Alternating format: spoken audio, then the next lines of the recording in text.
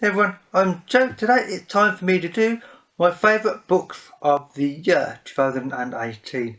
Now I know people always really enjoy and really look forward to these best of year videos on every booktube channel, and indeed on the same. I love watching these kinds of videos because you always see the variety, hopefully, and the quality of books that people have read throughout the year. In this video there is two honourable mentions, which I will talk about straight at the start, which are ones that I enjoyed but didn't really make the final cut as such. And then there are 8 books that are indeed my best books of the year. These are based entirely on the fact that when I read them, I can still remember them very distinctly now, and they really did stand out to me. So when I was looking at all the books I've read throughout the year, these just stood out to me quite distinctly and obviously. So the first honourable mention is the Sinjijua series by Matt Wallace. This is a 7 novella book series. This is urban fantasy, and it's one that I read at the start of the year, and I really enjoyed all 7 books. Now I can't talk about any books individually because they are very sort of lead one into another and they kind of blur as well. I can't really remember exactly the events of each book now, but let's just say they were fun, fast paced and extremely enjoyable. I am really glad that I read them because they were just mad and fun, and it's exactly what I needed at that time, frankly. Next up is the Young Wizard series by Diane Duane. There are currently 10 books in this series. I have read 9 of them in the first half of the year. I will hopefully be reading the 10th book in 2019.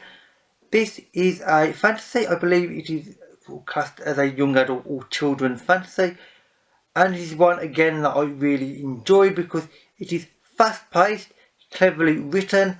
It's got really good characters, and indeed character development is really quite impressive. The 2 main characters are Kit and Nita, and just the plots and the fact that it's got quite a lot of darkness in it, despite being a children's book, yet light as well, with character development, is a really interesting combination and one that I really did enjoy overall, and I would highly recommend this series as well. So now on to the best books of the year, and the first of these is The Illustrated Man by Ray Bradbury. Now, as you may know, I am a big fan of Ray Bradbury. I've read about 7 or 8 of his books at this point, and this is one of the standout books amongst all of them that I've read to date. Now this is a short story collection. It is almost entirely science fiction, with one of them has got a vague sort of fantasy element to it, but only sort of fairly light. And this is quite simply a man who's walking along a road. He has tattoos all over him. He bumps into another man, and over an evening meal he tells him stories, the short stories of the book, but it's not exactly normal storytelling that this man does. The tattoos that he has on him are alive. So his tattoos, he might have one on his upper arm here, one on his lower arm, one on his shoulder or something. They come alive and they show you the story, and it's a weird concept, but it works extremely well, and I just loved this concept, and indeed the short stories in it were fantastic. I mean, Ray Bradbury knows how to write, man. He's an astonishing writer, and I just cannot recommend this book enough, frankly. The second book is Before Mars by Emma Newman. This is the 3rd book in the Planet Fall series. This is a science fiction psychological thriller. It's about a woman who goes to Mars initially and primarily to be the geologist and also a painter when she's up there to paint various scenes of, you know, Martian sort of the world, and then they'll then be sent back to Earth and be very valuable to the extremely rich man who is basically paying her to go to Mars. But things don't exactly go the way she thinks. Strange events go on. I did do a review of this book, I believe, if I'm not mistaken, earlier in the year. But let's just say it is well written. Psychology aspects of it are fantastic. The character development and the nuances of the character interactions are also astonishing, frankly. I really did enjoy this book. It was quite amazing, it really was. And and I would recommend this as well. Well, I could recommend every book that I'm going to talk about today.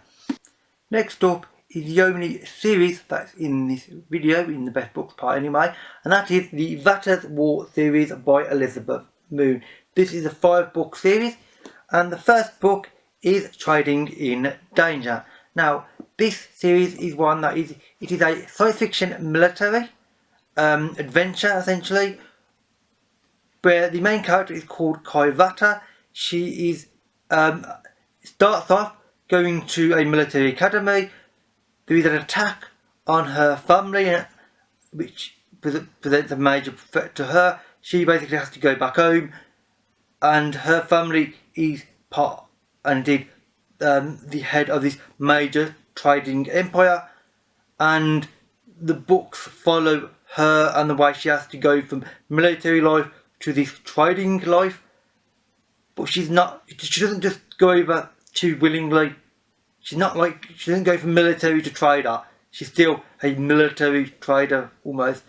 And her character and the way she interacts with people and the just pace of this book and the sheer level of fun, whilst also having some obviously danger aspects and risk involved. Although, considering she's the main character, you know that she'll survive at least until the 5th book.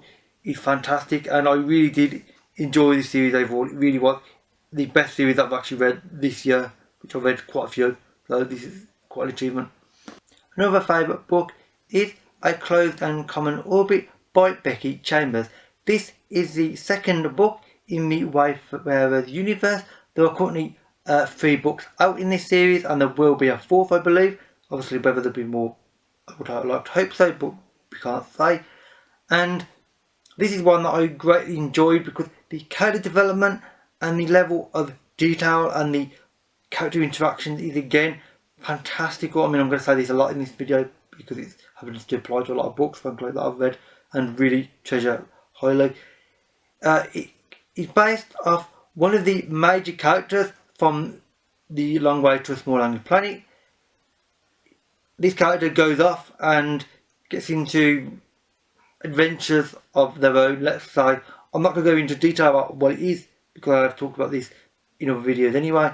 Suffice to say though, it's a character that you liked, well at least I liked, in the 1st book and thought was interesting, but it didn't go into too much detail, and now you have that detail and a lot more besides. It's quite interesting because it evolves the character in ways that you didn't think they could evolve, and I really enjoyed that evolution of a character that you was not sure how they could evolve due to what they are, let's say.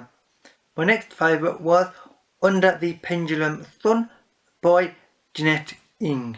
Now this was a surprise for me because I read it and I was a little bit unsure whether I would like it or not, because for one thing, this is actually the only fantasy book in this video, and indeed in the last few years I've read very heavily science fiction, and all my really standout books is normally nearly always science fiction. This really stood out for me because of the atmosphere. Now this is a darkly gothic fantasy with fairies and magic within it, and the way that Jeanette manages to create a really dark, eerie atmosphere that you really want to find out more about, because you're wondering what is it about this world that makes it so strange and so sort of odd. There's a weird and almost palpable strangeness to the world, and you want to know why it's that strange. And that atmosphere, as I said, is fantastic.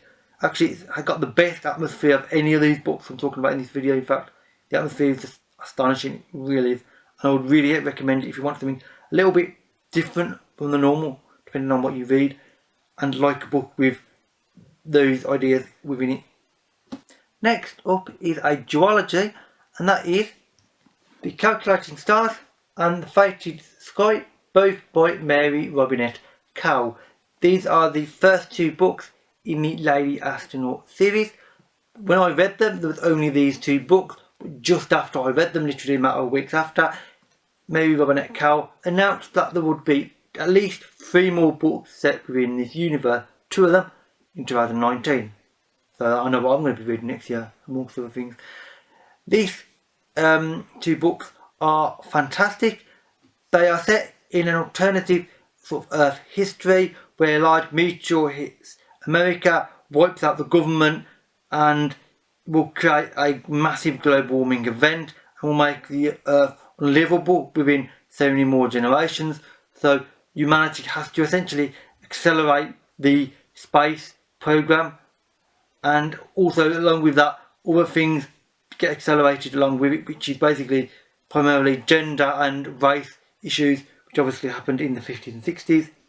They happen a little bit earlier in a different way, and these books are simply fantastic. They're well written. The main characters are fairly believable for the most part. They have some really interesting dynamics between a few characters in particular. The main character has an annoying character that she has to deal with on a regular basis, who is very sexist, who they find out why. And it's just an interesting combination of both characters, plot, and alternative history world, which I greatly enjoyed and I would greatly recommend. I mean, especially there are more books next year, which I'm going to be reading, so if you want to get to them, you need to read these, which I would do. My penultimate favourite book of 2018 was Orbital Cloud by Tao Fuji. Now, I may not have mentioned too much about this at the time. I didn't talk about it excessively, but that's because it's one of these books where I read it, I thought it was really good and really impressive, the ideas in it, and then I sort of didn't talk about it again. But actually, the ideas in it have stayed with me since then. I keep thinking back to this, which is why it's ended up on this list, because those sort of books are the long life books, and they're the ones that really do become noticeable. This was really impressive. It is a science fiction book. I'm pretty sure you class it as hard science fiction. And the basic premise of the book is that there is some sort of floating debris in orbit in space. The owner of this small weather satellite notices this, and this triggers off a series of events. People aren't sure, is this just debris? Is this sort of some sort of satellite system? You know, is it aggressive? Is it passive? What is it? Nobody knows what it is exactly, and that's why everybody's panicking. And there is travel between different countries, and it's quite intricate and very well developed. And I really enjoyed this book, and I will definitely be looking for more books in the future by this author, because this was an impressive piece of work. I greatly enjoyed it. And finally, the last favourite book of 2018 was Europe in Autumn by Dave Hutchinson. Now, this is the first book in what is now called the Fractured Europe series. There are 4 of them. I haven't read the others yet. I loved this book. This is a science fiction thriller. It starts off with a guy working in a restaurant. He's a short order cook essentially, and he ends up becoming a smuggler essentially of anything basically that needs to be smuggled in this strange alternative world history where Europe is broken into rather more heavily defined nation states. Frankly, the whole political situation at the moment, especially for where I am, which is obviously England, so the whole Brexit issue, this is rather relevant and current, and it's interesting the way that he discusses borders between countries, the way countries interact, and it brings up some quite interesting ideas towards the end of the book as well, where the science fiction elements come into play in a rather curious manner. And I'm very interested to see where this book can go, because it leaves off in a very unusual place, let's say.